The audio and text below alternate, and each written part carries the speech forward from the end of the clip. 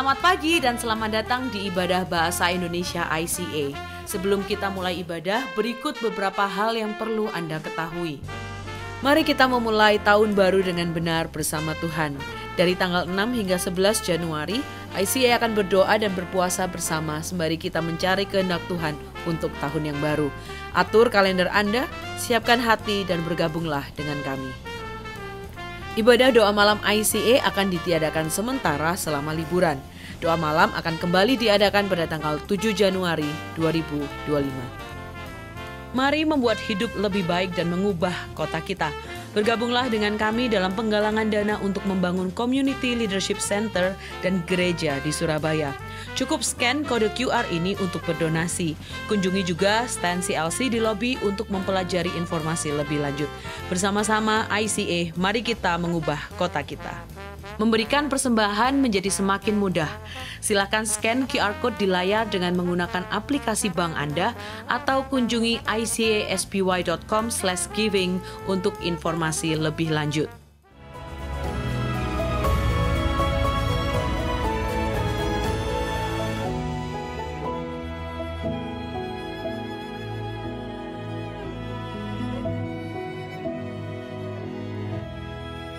Selamat datang di ibadah online dari Gereja ICA Surabaya, dan seperti dekor yang Anda lihat, ini kita masih ada di musim Natal. Jadi izinkan saya, Widianti, salah seorang pastor di Gereja ICA Surabaya, mengucapkan selamat Natal buat Anda dan keluarga, buat semua orang dimanapun Anda berada.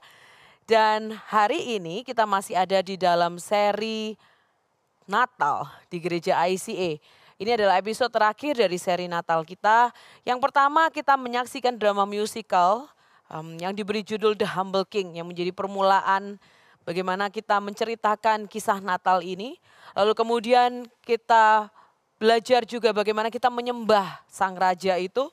Dan minggu lalu kita juga belajar tentang misi, bahwa Sang Raja datang dengan misi yang berbeda, dan misi itu yang kita pelajari bersama minggu lalu. Dan di hari ini ada sebuah kabar baik yang diberikan buat Anda dan saya, buat kita semua. Di musim Natal ini bahwa Sang Raja ini akan kembali. Sang Raja ini akan kembali datang kepada kita. Dan Anda dan saya, kita semua diundang ke sebuah pesta besar yang diadakan oleh Raja ini, yaitu pesta pernikahan Sang Raja. Di drama musical The Humble King, dikisahkan dalam sebuah alegori bahwa Tuhan mengasihi kita manusia berdosa selayaknya mempelai pria mengasihi, mencintai, mempelai wanitanya. Alegori ini dipakai beberapa kali di dalam cerita Alkitab untuk menggambarkan betapa besarnya kasihnya Tuhan kepada umat manusia. Saudara, Yohanes Pembaptis juga mengungkapkan kisah ini di dalam pasalnya yang ketiga. Anda bisa baca di Yohanes ketiga dan di sepanjang kitab Yohanes. Di dalam budaya Yahudi, sahabat mempelai pria atau shosben seperti layaknya pendamping pengantin pria, atau kalau di dalam istilah kita hari ini seperti groomsman begitu. Di mana dia bertanggung jawab untuk semua persiapan acara pernikahan. Dia harus mengatur semua detail upacaranya, dia juga harus melindungi sang mempelai wanita, dia akan menyampaikan pesan yang perlu disampaikan, mengirimkan undangan apabila itu diperlukan. Dan yang pasti dia harus memastikan bahwa perayaan akan terjadi dengan begitu gembira gitu ya. Bahwa acara perayaan ini akan menggembirakan bagi semua orang dan tamu yang hadir. Yohanes Pembaptis adalah sang pendamping pengantin pria itu atau shosben. Tugas terakhirnya nanti adalah dia harus menjaga juga kamar pengantin itu, memastikan bahwa tidak ada orang jahat atau pengantin pria palsu yang akan masuk dan mengacaukan pernikahan itu. Dan ketika ia mendengar suara pengantin mempelai pria itu datang, ia akan bersuka cita, mempersilakannya masuk. Kemudian ia akan minggir. Dan setelah tugasnya selesai, ia bergabung dengan pesta itu, merayakan persatuan yang sudah ia bantu persatukan. Saudara, Yohanes Pembaptis menyamakan dirinya sebagai shosben ini. Dia memenuhi perannya dengan mempersiapkan jalan bagi Kristus sang mempelai pria. Yang kemudian dia akan bersuka cita pada saat misi itu membuahkan hasilnya. Saudara, di dalam pernikahan Yahudi, dari tadi kita menggunakan kata-kata pernikahan karena inilah yang sampaikan di dalam Alkitab, bahasa-bahasa yang terkait dengan pernikahan dalam bangsa Yahudi ini. Lamaran itu diajukan dengan secawan anggur. Jika lamaran itu diterima, maka sang gadis akan meminumnya. Yang kemudian ini dinyatakan sebagai sebuah pertunangan yang sudah disegel, seperti itu. Lalu sang pria harus membayar pertunangan itu dengan mahal. Ada maharnya pernikahan itu. Ketika Yesus berkomitmen kepada kita umat manusia yang berdosa ini, Anda dan saya, ini adalah sebuah pertunangan dan perjanjian yang serius juga.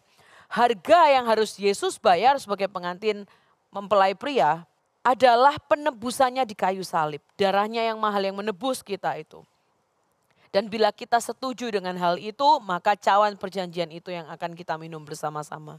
Saudara, cawan perjanjian ini mencerminkan sebuah persekutuan yang melambangkan pertunangan kita dengan Kristus yang sudah membayar harga begitu mahal, harga yang paling mahal untuk mempelai wanitanya dengan memberikan hidupnya ganti dosa-dosa kita.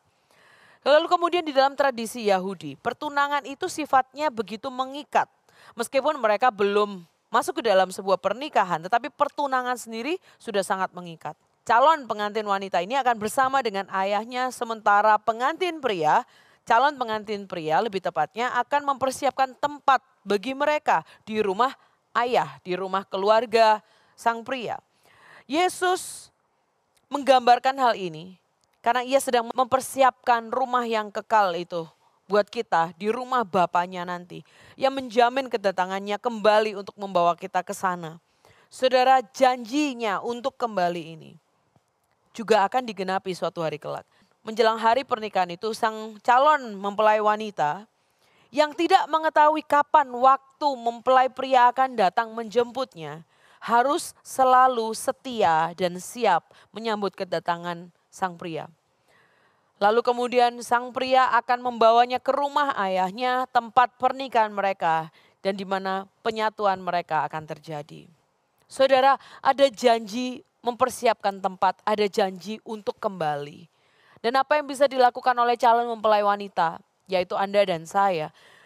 Untuk kita bersiap-siap, kita harus selalu bersiap-siap. Di Matius 25 ayat 13 dikatakan, karena itu berjaga-jagalah. Sebab kamu tidak tahu akan hari maupun saatnya. Tidak ada dari kita yang tahu kapan waktu di mana sang calon mempelai pria itu telah selesai dengan semua persiapannya dan akan datang menjemput kita. Satu-satunya yang bisa kita persiapkan adalah diri kita bersiap untuk hari itu tiba. Saudara, Yesus sudah membayar harga begitu mahal untuk menyegel pertunangan itu dengan kita, sang manusia berdosa ini, dengan mati di kayu salib buat kita. Dan sekarang Yesus sedang pergi mempersiapkan tempat tinggal itu bagi kita. Maka hal selanjutnya, ia pasti akan kembali apabila semua itu sudah siap. Yesus akan kembali, hari itu akan tiba. Bagaimana kita bisa yakin? Karena semua proses yang dinyatakan sudah digenapi. Dan saat ini Tuhan katakan dia sedang pergi mempersiapkan tempat itu buat kita. Di Yohanes 14 dituliskan tentang hal ini. Yohanes 14 ayat 2 dan 3. Di rumah Bapakku banyak tempat tinggal. Jika tidak demikian tentu aku mengatakannya kepadamu. Sebab aku pergi ke situ untuk menyediakan tempat bagimu. Dan apabila aku telah pergi ke situ dan telah menyediakan tempat bagimu, aku akan datang kembali dan membawa kamu ke tempatku supaya di tempat di mana aku berada, kamu pun berada. Ini adalah janjinya Tuhan. Dan ini yang akan digenapi. Lalu pertanyaan selanjutnya, oke, kalau nanti kemudian Yesus kembali, apa yang akan dia lakukan? Apa yang sang raja akan lakukan ketika dia kembali? Hal ini akan kita pelajari hari ini. Hal ini perlu kita mengerti saudara, karena hari itu akan tiba. Sehingga kita perlu tahu apa yang akan terjadi, sehingga kita bisa persiapkan diri dengan baik. Yang pertama, apa yang sang Raja Yesus ini akan lakukan saat dia kembali? Raja akan kembali datang untuk menyelamatkan umatnya. Dia akan datang untuk menyelamatkan umatnya dari kejahatan dunia ini. Hari ini akan ada banyak ayat Alkitab yang kita ambil dari Wahyu. Karena ini adalah suatu hal yang belum terjadi. Jadi kita akan melihatnya dari Wahyu. Wahyu 19 ayat 11 sampai 16. agak berloncatan tapi ayatnya Anda bisa baca sendiri nanti di perikop ini. Wahyu 19 ayat 11, lalu aku melihat sorga terbuka, sesungguhnya ada seekor kuda putih. Dan ia yang menungganginya bernama Yang Setia dan Yang Benar. Ia menghakimi dan berperang dengan adil. Dan matanya bagaikan nyala api, dan di atas kepalanya terdapat banyak mahkota, dan padanya ada tertulis suatu nama yang tidak diketahui seorang pun kecuali ia sendiri. Dan ia memakai jubah yang telah dicelup dalam darah, dan namanya ialah Firman Allah. Dan semua pasukan yang di surga mengikuti dia, mereka menunggangi kuda putih dan memakai lenan halus yang putih bersih. Dan dari mulutnya keluarlah sebilah pedang tajam yang akan memukul segala bangsa. Dan ia akan mengembalakan mereka dengan gada besi, dan ia akan memeras anggur dalam kilangan anggur, yaitu kegeraman murka Allah yang maha kuasa. Dan pada jubahnya dan pada pahanya tertulis suatu nama, yaitu Raja segala raja dan Tuan di atas segala tuan. Wahyu mengatakan bagaimana sang raja itu akan kembali. Dia akan datang menyelamatkan umatnya. Saudara, Tuhan sudah datang. Sebelumnya sebagai domba yang tidak bercela. Yesus yang adalah domba tidak bercela itu mati, dikorbankan untuk menebus dosa kita. Membayar harga tebusan buat dosa kita.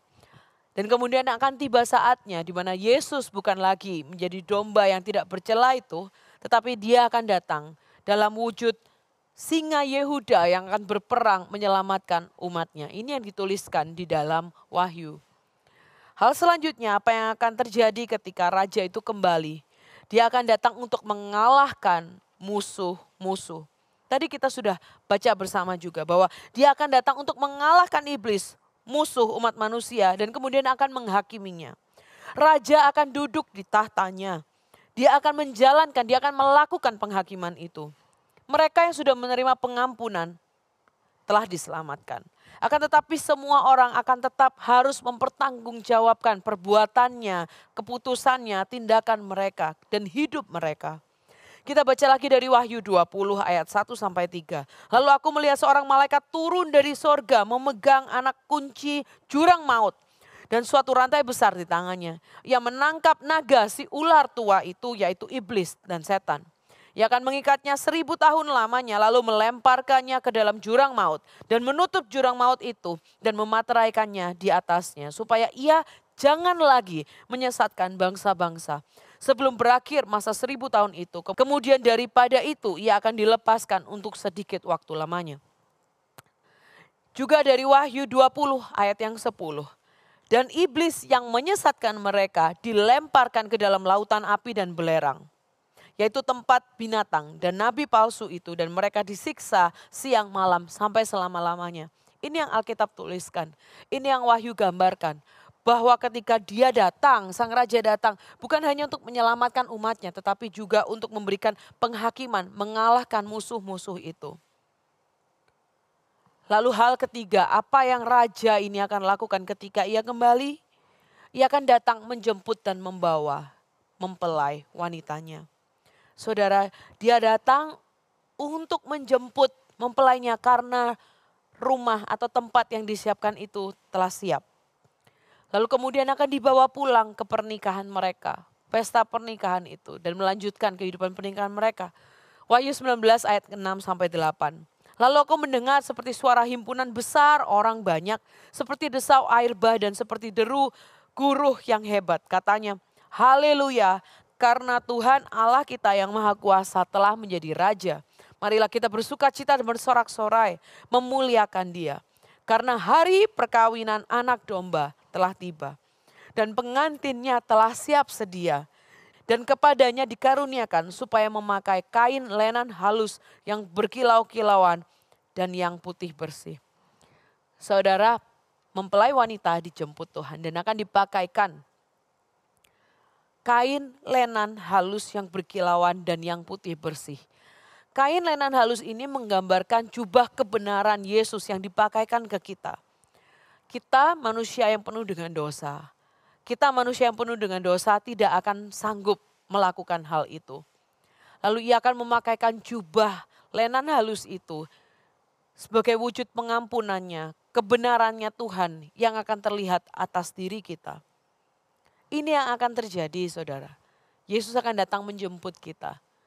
Dia datang menyelamatkan umatnya, mengalahkan musuh, melakukan penghakiman kepada musuh-musuh itu. Dan dia akan menjemput membawa kita ke dalam rumah yang sudah dia siapkan.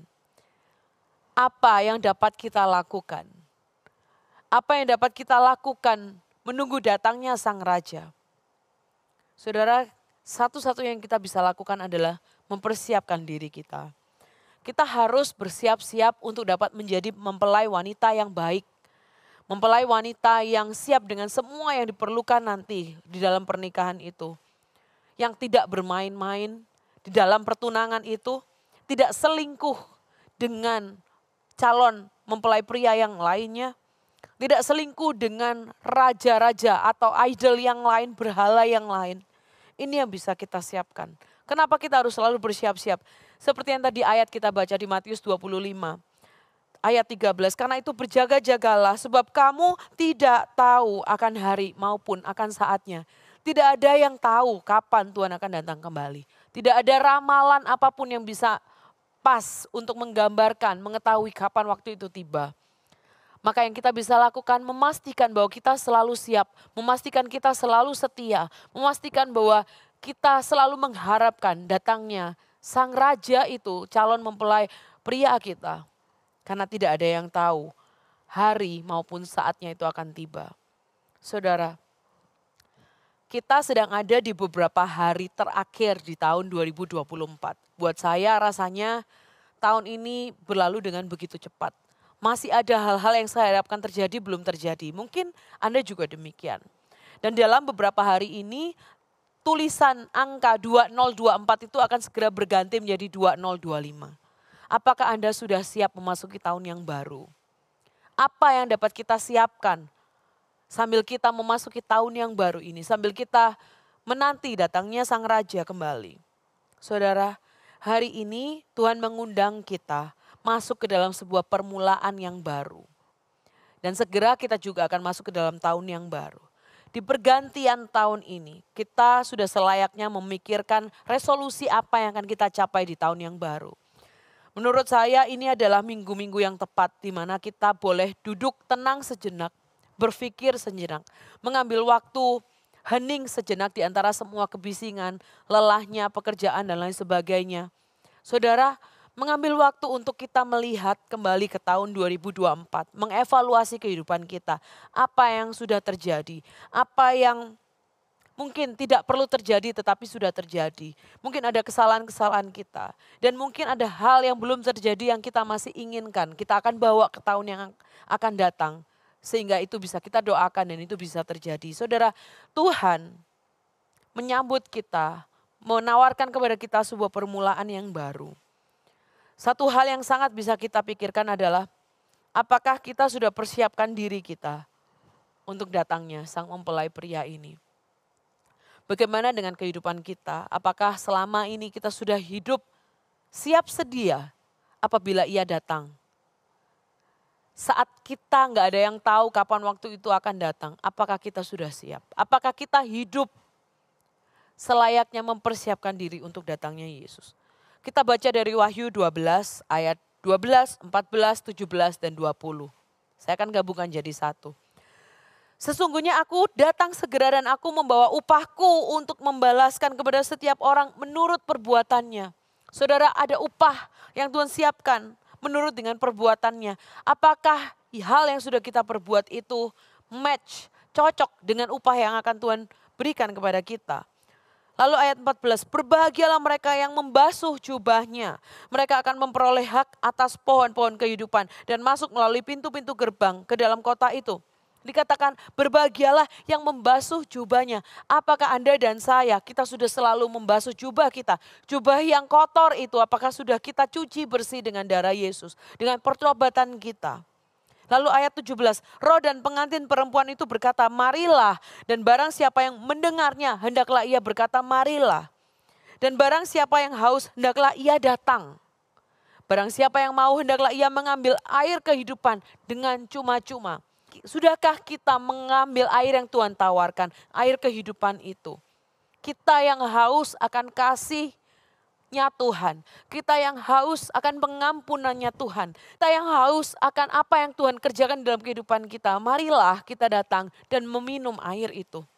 Dan ayat 20, Ia yang memberi kesaksian tentang semuanya ini berfirman, ya, aku datang segera. Amin, datanglah Tuhan Yesus. Tuhan Yesus akan segera datang. Saudara, sebagai penutup, mari kita renungkan bersama-sama beberapa pertanyaan ini. Sambil kita mengakhiri tahun ini dan kita akan segera menyambut tahun yang baru. Apakah kita sudah siap? Apakah kita sudah siap dengan kedatangan Sang Raja? Dia bisa datang kapanpun, dia bisa datang di tahun depan, dia bisa datang di puluhan tahun yang akan datang. Tidak ada seorang manusia yang akan tahu. Tapi pertanyaannya, apakah kita siap dengan kedatangan Raja yang tiba-tiba itu? Apakah kita membasuh jubah dengan pengampunan yang Tuhan berikan? Apakah kita datang kepada Tuhan dan menyatakan pertobatan kita, meminta pengampunan itu atas semua kesalahan yang kita telah lakukan? Apakah awal yang baru bagi Anda di tahun 2025? Apakah Yesus ada di dalamnya? Ataukah ini akan menjadi sebuah tahun yang kembali dipenuhi dengan ambisi, target kita, dan penuh dengan diri kita saja di dalamnya. Mungkin Anda dan saya sedang hidup di dalam pergumulan yang tidak mudah. Ada hari-hari yang sulit untuk kita jalani. Tapi selalu ada harapan untuk menjalani tahun yang baru bersama dengan Tuhan. Dan Ia menawarkan awal yang baru buat kita. Maukah kita menerima itu? Maukah kita mengenakan jubah lenan itu yang akan Dia pakaikan kepada kita? Maukah kita menerima pengampunan dan pertobatan dari Tuhan? Lalu maukah Anda dan saya selalu siap mempersiapkan diri dan hidup kita sesuai dengan apa yang Ia harapkan dari kita? Apakah kita sudah hidup sesuai dengan kehendak-Nya Tuhan? Apakah kita selalu menantikan Dia dan siap kapanpun ketika Ia tiba? Mari kita berdoa. Tuhan, hari ini Engkau ingatkan kepada kami bahwa Kau akan datang kembali. Engkau adalah Sang Raja itu, Sang calon mempelai pria itu akan datang kembali menjemput kami mempelai wanita-Mu Tuhan. Tuhan, seringkali kesulitan hidup, badai hidup, permasalahan di dalam hidup kami membuat kami tidak lagi fokus kepada datangnya Sang Raja. Kami sibuk dengan masalah yang harus kami hadapi, setiap keputusan kecil yang harus kami hadapi dalam hidup kami, Tuhan. Kami tidak lagi peka, kami tidak lagi selalu aware bahwa Engkau akan kembali. Hari ini kami diingatkan bahwa kami masih ada di dalam masa penantian datangnya Sang Raja. Tuhan, Roh Kudus, kami minta Engkau untuk bekerja di dalam kehidupan kami, mengingatkan, membawa kami kembali kepada fokus itu, di mana kami harus selalu siap sedia bahwa Engkau akan datang kembali. Tuhan, untuk semua kesalahan yang kami buat di tahun ini Tuhan, untuk semua hal yang tidak seharusnya terjadi, kami datang dan minta ampun kepada Tuhan. Karena kami tahu Tuhan, bahwa darah-Mu itu lebih berharga, lebih besar dari semua keterbatasan kami Tuhan. Tidak ada yang Tuhan tidak sanggup lakukan. Tidak ada pengampunan yang Tuhan tidak bisa berikan. Tidak ada sebuah kehidupan baru yang Tuhan tidak sanggup untuk bawa itu kepada kami. Tuhan, bantu kami Roh Kudus untuk boleh menerimanya. Menerima pengampunan yang datang dari Tuhan. Dan kami juga mau sebuah awal yang baru bersama dengan Tuhan di dalamnya. Jangan biarkan awal yang baru itu hanya penuh dengan target kami sebagai manusia. Egois kami sebagai manusia di dalam kehidupan yang sementara ini. Tetapi bawa kami Tuhan, bawa kami untuk bisa terus memandang kepada kekekalan, di mana hari itu pasti akan tiba. Tuhan datang menjemput setiap kami. Biarlah hidup kami Engkau ubahkan lebih baik lagi, semakin serupa dengan gambaran-Mu, semakin serupa dengan sifat dan karakternya Tuhan. Bapa, lakukanlah itu dengan cara yang kami dapat mengerti. Karena kalau kami mengandalkan kekuatan kami Tuhan, kedagingan kami, dosa kami tidak akan sanggup. Tetapi hanya dengan menerima pengampunannya Tuhan dan mengizinkan Tuhan bekerja di dalam kehidupan kami. Di sanalah awal yang baru yang Tuhan sediakan buat kami. Kami siap untuk menjalaninya bersama dengan Tuhan. Lanjutkan pekerjaan-Mu di dalam kehidupan kami. Sekali lagi kami mengucap syukur untuk tahun 2024. Untuk semua up and down yang Tuhan izinkan terjadi. Di mana roda kehidupan kami terus berputar. Dan kami bersyukur Tuhan tetap ada di dalamnya.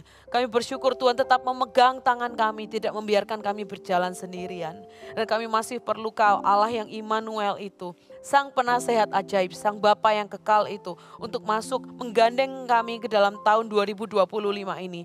Berjalanlah di depan kami. Kau selalu persiapkan jalan buat kami. Bukakan pintu yang kami harus masuk dan tutupkan pintu untuk hal yang tidak perlu kami masuki. Hal yang akan menjauhkan kami dari Tuhan. Terima kasih Bapa, bahwa Kau menjadi Allah, bahwa Kau menjadi Raja, bahwa Kau menjadi Raja yang kekal itu. Dan Kau selalu mengasihi kami. Terima kasih. Segala puji hormat kami bawa kepada Tuhan dan kami tutup tahun ini 2024 dengan damai sejahtera dari Tuhan. Dan kami siap menyambut semua rencana Tuhan dalam kehidupan kami yang akan Tuhan genapi. Terima kasih untuk janji-janji-Mu, terima kasih untuk kesetiaan-Mu. Di dalam nama Tuhan Yesus kami berdoa. Haleluya. Amin. Terima kasih Anda sudah bergabung dengan kami hari ini.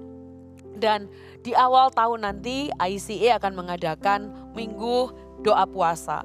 Kami mengundang setiap Anda dimanapun Anda berada untuk ikut serta. Coba periksa Instagram atau sosial media ICA sehingga Anda bisa mendapatkan informasi lebih lengkap terkait dengan Minggu Puasa itu. Saudara, saya mengajak setiap kita sebagai permulaan awal tahun yang baru, biarlah bukan cuman jasmani kita yang kita siapkan, tetapi juga kerohanian kita.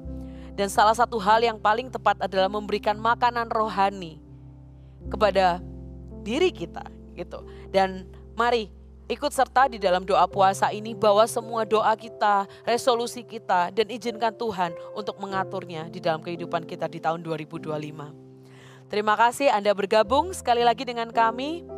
Tuhan berkati dan selamat tahun baru. Kami senang Anda bergabung dengan ibadah ICA hari ini. Selamat berakhir pekan dan sampai jumpa minggu depan. Tuhan berkati Anda dan keluarga. Mari kita memulai tahun baru dengan benar bersama Tuhan. Dari tanggal 6 hingga 11 Januari, ICA akan berdoa dan berpuasa bersama sembari kita mencari kehendak Tuhan untuk tahun yang baru. Atur kalender Anda, siapkan hati dan bergabunglah dengan kami. Ibadah doa malam ICA akan ditiadakan sementara selama liburan. Doa malam akan kembali diadakan pada tanggal 7 Januari 2025. Mari membuat hidup lebih baik dan mengubah kota kita. Bergabunglah dengan kami dalam penggalangan dana untuk membangun Community Leadership Center dan gereja di Surabaya. Cukup scan kode QR ini untuk berdonasi. Kunjungi juga stand CLC di lobi untuk mempelajari informasi lebih lanjut. Bersama-sama ICA, mari kita mengubah kota kita. Memberikan persembahan menjadi semakin mudah.